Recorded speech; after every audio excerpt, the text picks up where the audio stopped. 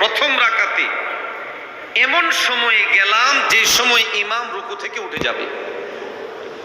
তো আলহামদুলিল্লাহ আমরা গিয়ে ইমামকে রুকুতে পেয়েছি, রাকাতটা পাইলাম কি পাইলাম না?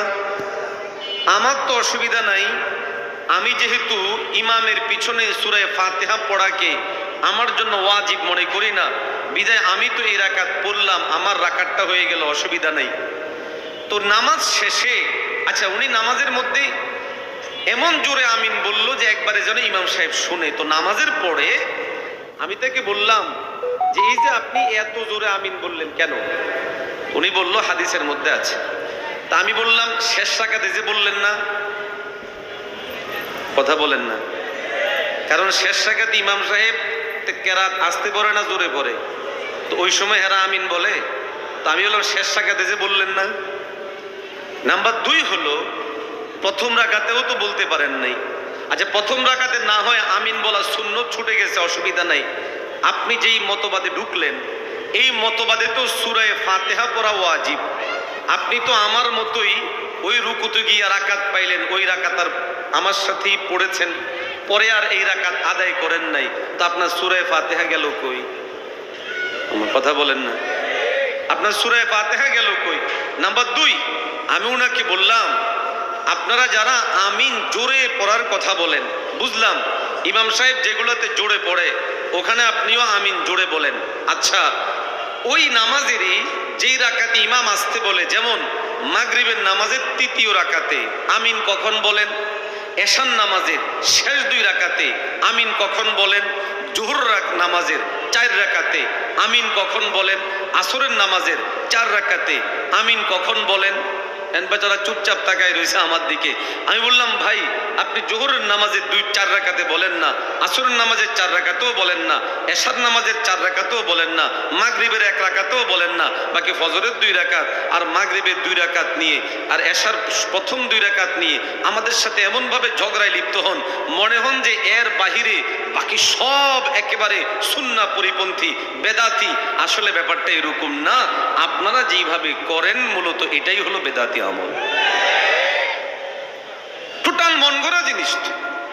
নামাজের মধ্যে ওই বেচারা আবার, আপনাদের কষ্ট হচ্ছে নাকি, বিরক্ত হচ্ছেন না তো? নামাজের মধ্যে আমি দেখি যে আমার দিকে পা টানতেছে, আস্তে আস্তে আস্তে আস্তে আমার দিকে পা আসতেছে, তো আমার দিকে যত পা আসে আমি তত পা ঘুরাই নিচ্ছি ইচ্ছা করে। তো নামাজের পরে আমি বললাম এই যে আমার দিকে পা গুলাকে দিছিলেন না, তো মুসকি মুসকি হাসে, কারণ ওদের চিন্তার জায়গা হলো আমার পাশে যেই ইমাম যেই মুসল্লি দাঁড়াবেন মুসল্লির পায়ের সাথে পা লাগাতে হবে, বিশেষ করে আমাদের যে কনিষ্ঠ আঙ্গুল ওটার সাথে লাগাতে হবে। কই কেন?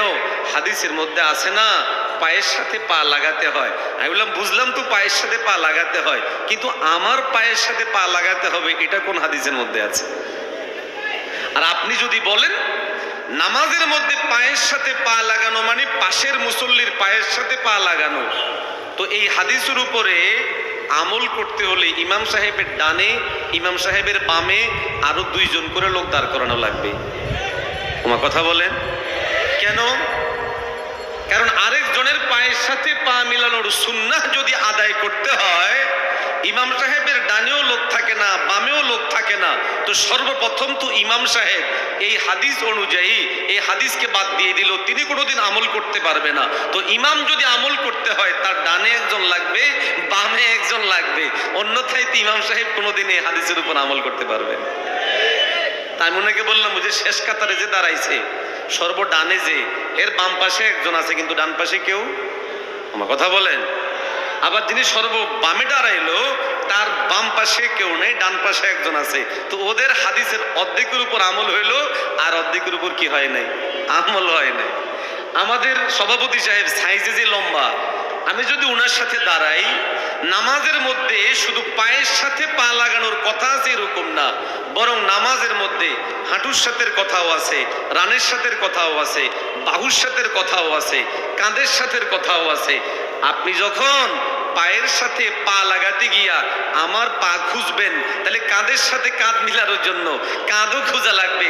এখন এই বেচারার কাঁধ যেই পরিমাণ সাইজে, আমি ওই পর্যন্ত উঠতে হলে আমার এই কাঁধ এটাকে সাইজ করে উপরে উঠাইয়া তারপরে ওনার কাঁধের সাথে কাঁধ মিলানো লাগবে।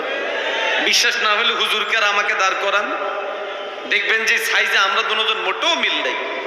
এখানে মৌলিক কথা হলো হাদিসের অনুসরণের নামে আমাদের ভাইয়েরা লোকদের মাঝে যেই মেসেজ ছড়িয়ে দেয় এবং আমাদের লোকেরাও না বুঝে যেই গর্তের মধ্যে অনুপ্রবেশ করে, সেটা হলো এই যে এই মতবাদটা যদিও বাহ্যিকভাবে দেখতে অনেক সুন্দর, কথাগুলো অনেক সুন্দর মনে হয়, মূলত মানুষকে বিভ্রান্ত এবং বিচ্যুত করার জন্যই তারা এই কথাগুলো লোক সমাজের মধ্যে ছড়াচ্ছে।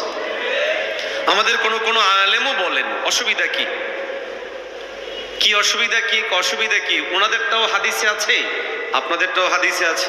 আমি বললাম অসুবিধা ছিল না, কিন্তু অসুবিধা ওনারা তৈরি করেছেন। অসুবিধা কেন তৈরি হয়েছে? কারণ তারা যদি হাদিসের ভিন্নতার উপরে আমল করাতে সীমাবদ্ধ থাকেন, তাহলে হাদিসের ভিন্নতার উপরে আমল ইমাম আহমদ বিন হাম্বল করেছেন, ইমাম শাফি করেছেন, ইমাম মালিক করেছেন। অতএব হাদিসের ভিন্নতার উপর আমল অসুবিধা ছিল না, কিন্তু এই মতবাদটা তারা যারা ছড়ান তাদের মূল আওয়াজ হলো একমাত্র তারাই ঠিক, একমাত্র এটাই সুন্নত, এর বাহিরে বাকিগুলো সুন্নাহ না, বাকিগুলো বিদআত। এই জন্যই তো একজন যুবককে যখন তারা দাওয়াত দেয় তখন বলে তুমি যে নামাজ পড়ো সেই নামাজটা হলো বেদাতি নামাজ।